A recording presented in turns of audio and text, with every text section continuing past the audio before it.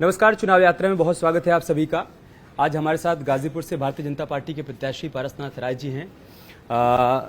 सियासत में आप शुरुआत से जुड़े रहे हैं, लेकिन सियासी पारी पर प्रत्याशी के तौर पर पहली बार उतरे हैं। जी बाबू जी, बहुत स्वागत है आपका न्यूज़ 18 पर। बहुत बहुत धन्यवाद आपका भी। तो मैं आपसे पहला सवाल क्या वो कुछ किस्सा जानना चाहूंगा। आपको कैसे पता चला कि इस बार गाजीपुर से आप चुनावी मैदान में उतर रहे हो? क्या किस्सा है, बताइए उसके बारे में। मेरे पास एक फोन आया जी। एक अध्यापक हमारे लेके आए कि सर आप बात कर लीजिए। तो हम जो फोन था उन्होंने बताया कि सर आप तो भारतीय जनता पार्टी के प्रत्याशी घोषित हो गए हैं। आप पढ़ा रहे थे उस वक्त स्कूल में? अच्छा। मैंने कहा कि यार हमको क्यों प्रत्याशी, हम समय डिस्टर्ब मत करो, ले आओ अपना। तो फिर उन्होंने कहा कि नहीं आप देख लीजिए इस बात को। उन्होंने कहा ठीक है, तब क्लास पढ़ा लेते हैं, तो अध्यक्ष जी से बात करते हैं। फिर मैं निकल के आया, थोड़ी देर बाद अध्यक्ष जी से बात किया तो अध्यक्ष जी ने कहा कि नहीं मैं फ़ोन करने ही वाला था आपको। अच्छा। आप गाजीपुर तुरंत आइए। उस दिन हम लोगों की बैठक भी एक थी, संघ की समन्वय बैठक होनी थी। तो 2 बजे से था।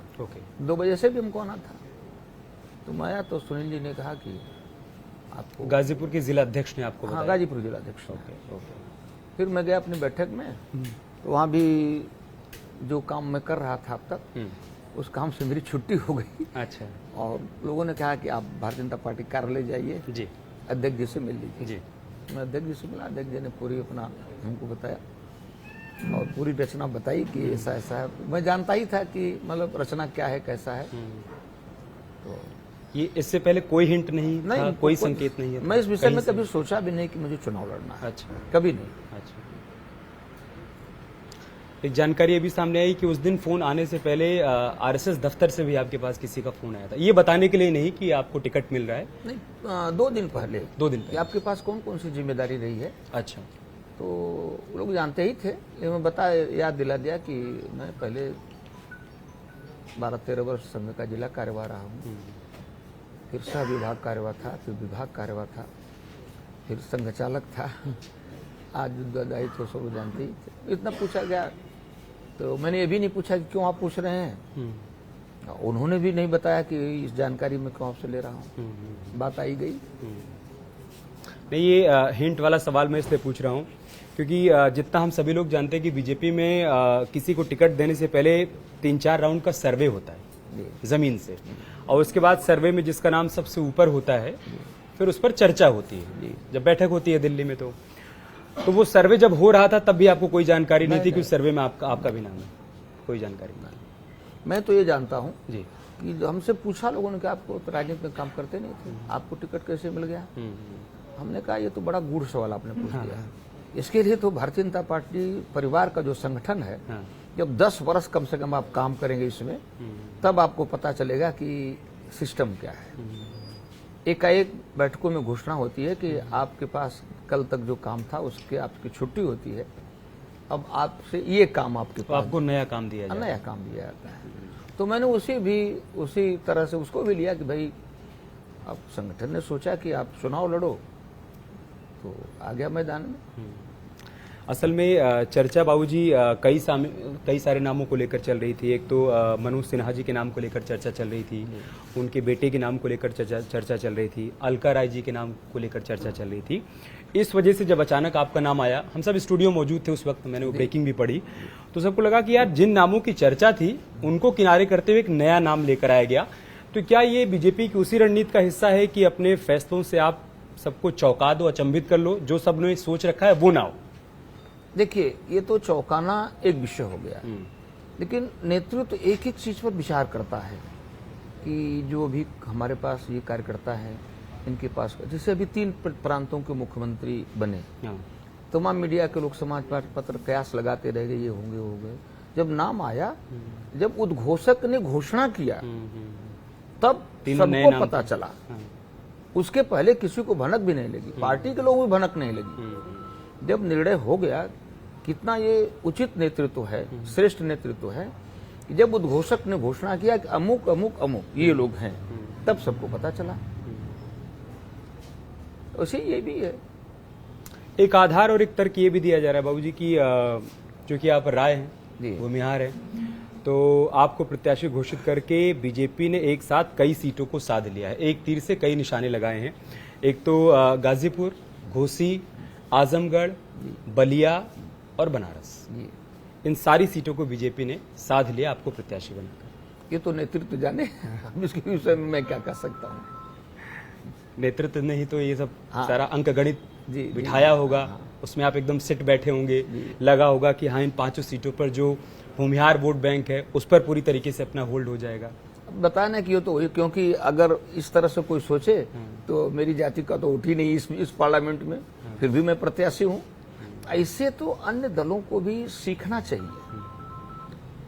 जो जातिवाद की जो जकड़न है देश के भीतर, आदरणीय मोहन यादव जी को मध्य प्रदेश का मुख्यमंत्री बनाकर सबको ये बात जाननी चाहिए, सीखनी चाहिए कि जाति के जकड़न से, इस जहर से कब तक समाज निकलेगा। ये तो जैसे हम लोग कोई लड़का कमजोर होता है ना परीक्षा में तो बगले झांकता है, तो अन्य नेताओं को बगले भी झांक लेनी चाहिए कि भाई देखो भारतीय जनता पार्टी ने मोहन यादव को प्रत्याशी बनाया, पारसनाथ राय को यहां से बनाया, तो कुछ सीखना चाहिए सबको भी। ये अवसर है सबको सीखने का। सही बात है। तभी तो बीजेपी कहती है कि सबका साथ, सबका विकास, जी, सबका जी, विश्वास, जाति मैटर नहीं करती। नहीं, बिल्कुल नहीं। ओके बाबूजी, मैं आपसे ये तो नहीं पूछूंगा कि चुनाव आपके लिए नया नया है तो तैयारियां कैसे चल रही, क्योंकि चुनावी प्रबंधन आप देखते रहे, जितना मैं जानता हूं मनोज सिन्हा जी का चुनावी प्रबंधन आप कई वर्षों से देखते रहे हैं। पहले किसी का चुनावी प्रबंधन देखना और खुद चुनावी मैदान में उतर जाना, कितना अंतर है, किस तरीके से आप आगे? अंतर है, बहुत अंतर है। मैं प्रत्याशी हो गया, लेकिन पहले चुनावी प्रबंधन, और एक से बता दूं, जो पिछले चुनाव मैंने देखे तब से आज तक बीजेपी के चुनावी प्रबंधन में बहुत अंतर हो गया है। कई सीढ़ियां बीजेपी आगे बढ़ गई है। अब बूथ प्रमुख तो एकदम पक्का, बूथ प्रमुख माने एक तो राष्ट्रीय अध्यक्ष, अब बूथ अध्यक्ष, तो उतना ही मजबूत अब बूथ अध्यक्ष हो गया है। अब तो पन्ना प्रमुख भी भारतीय जनता पार्टी ने जो बनाया है, मुझे लगता है कि करीब करीब 100% वो बातें अब जमीन पर उतर गई हैं। पिछले चुनाव में थोड़ा सा इसमें उतना नहीं था, इस चुनाव में तो मैं देख रहा हूं कि अधिकांश सब व्यवस्थाएं ठीक है बीजेपी की। 19 में ठीक नहीं थी, 19 में उसमें भी ठीक थी, लेकिन जैसे कोई योजना लगाते हैं तो कभी कभी 100% होती है, 100% नहीं होती है। 19 की जहां तक बात कर रहे हैं ना, उसको हम सब अलग तरह से देखना चाहिए। कैसे? 14 में जो मनोज सिन्हा जी वोट पाए थे, उससे 1,48,000 वोट 19 में अधिक पाए वो। लेकिन हमारे जिले का, जौनपुर का, आजमगढ़ का, मऊ का जो जातीय समीकरण है, सपा बसपा एक में मिल गई उस बार, अब प्रत्याशी के जाति का वोट, ये तीनों मिलाकर के गाजीपुर में करीब करीब 50% से आसपास हो जाता है। अच्छा, उसको क्रॉस करना किसी के लिए मुश्किल है। यह तभी असंभव है जब जाति जकड़न को आदमी तोड़े ठीक से, हर जात में अपनी पैठ बनाए, और ये काम देश के प्रधानमंत्री ने शुरू कर दिया है। जब ये कह करके कि अभी जाति जनगणना फलाना ढेका सब दुनिया का जो हो रहा था, तो उन्होंने कहा कि देश का किसान, देश का नौजवान, नारी शक्ति और गरीब। मैं बराबर पूछता हूँ सभाओं में, इसके अलावा कुछ बचता है क्या? देश का किसान, देश का नौजवान, नारी शक्ति और गरीब, इन चारों में सब समाहित है। जब इस तरह के बड़े लाइनें खींची जाएंगी, तभी ये जाति समीकरण ढीला होगा, डाइल्यूट होगा, कुछ कम होगा।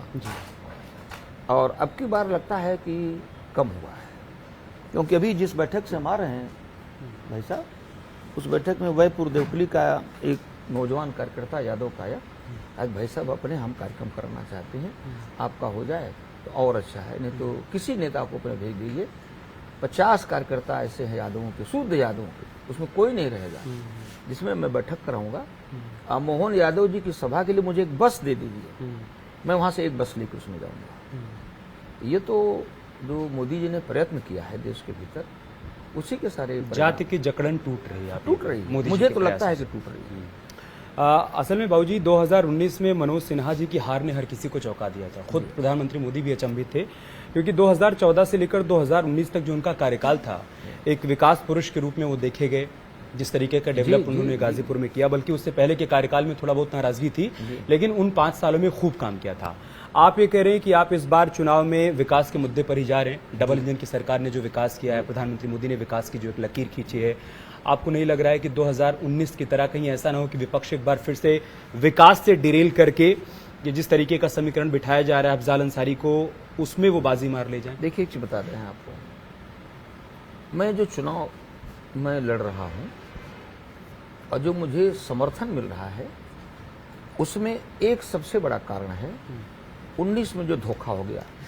अब लोग कह रहे हैं कि अब वो ऐसा अब गलती हम नहीं करेंगे। ये गलती 19 वाली गलती अब नहीं दोबारा हम कर सकते हैं। ये कोई ऐसी सभा नहीं है जिसमें 2-4 लोग मुझसे कहने भैया जो होना था हो गया। अब 19 में अब उसके बाद ये गलती नहीं होगी। और मनोज सिन्हा का किया गया विकास ही मेरे भी चुनाव जीतने का सबसे बड़ा कारण होगा, सबसे बड़ा कारण होगा। अफजाल अंसारी को आप चुनौती मानते हैं अपने लिए? 2 बार के वो सांसद हैं, 5 बार के विधायक हैं और सियासत की पिच पर आपकी पारी नई नहीं है जी। तो ये चुनौती बात मान तो रहे मैं हैं बार आप? बार बोलता हूँ कि एक बार जो विधायक हो जाता है वो माननीय हो जाता है। लेकिन मैं 5 बार नहीं, मैं 4 ही बार जानता था। आप 5 बार बताए तो ऐसे शुद्ध कर लेता हूँ, 5 बार कहूंगा उसको। और 2 बार सांसद रहे। लेकिन अभी एक आध बार उपचुनाव में जीते थे शायद। एक अभी ओम अंजना कश्यप आई थी गाजीपुर, आपने देखा होगा, आप लोग तो एक एक चीज देखते हैं। कहा कि जूते का पानी पिलाऊंगा। माननीय का यही आचरण है। कोई भी माननीय व्यक्ति, आप पत्रकार हैं, आप हमसे पूछ सकते हैं, कोई सवाल पूछ सकते हैं। लोकतंत्र के आप चौथे मजबूत स्तंभ हैं।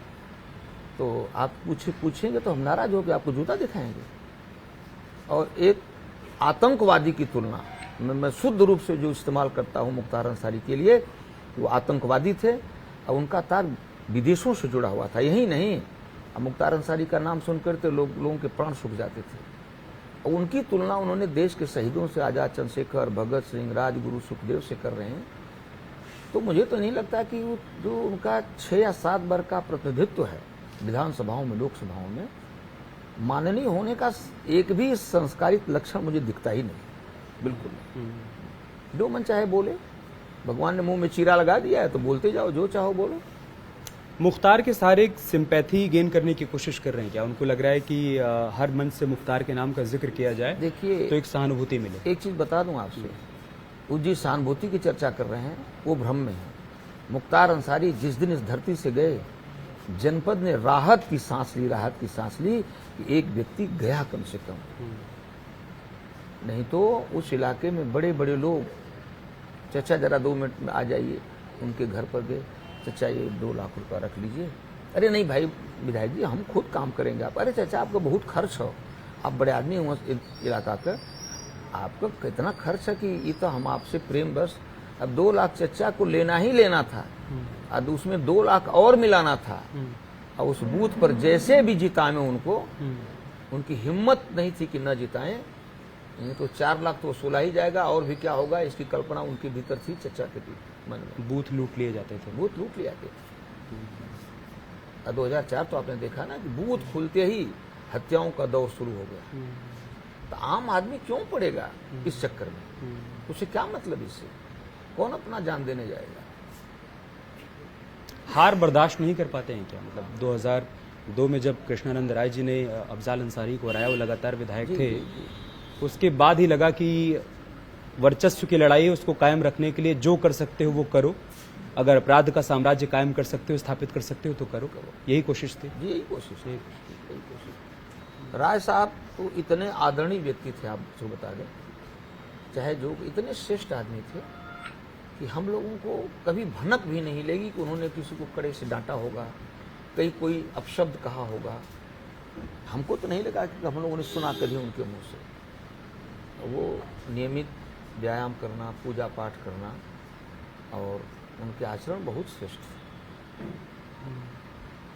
29 नवंबर 2005 बाबूजी, जब भी पूर्वांचल का जिक्र आएगा, गाजीपुर का जिक्र आएगा, कोई भूल नहीं पाएगा कृष्णानंद राय की हत्या। न सिर्फ उत्तर प्रदेश में चर्चा थी हर जुबान पर, पूरे देश में चर्चा थी उस जुबान पर। क्या अफजाल अंसारी की शिकस्त हो जाना कृष्णानंद राय से, आप मानते हैं कि वही एक वजह थी, या वो अदावत पीछे से चली आ रही थी और हार ने आग में घी डालने का काम किया? अब चाहे जो हो सकता है इसमें, मैं बहुत इस विषय में बहुत कुछ नहीं कर सकता हूँ।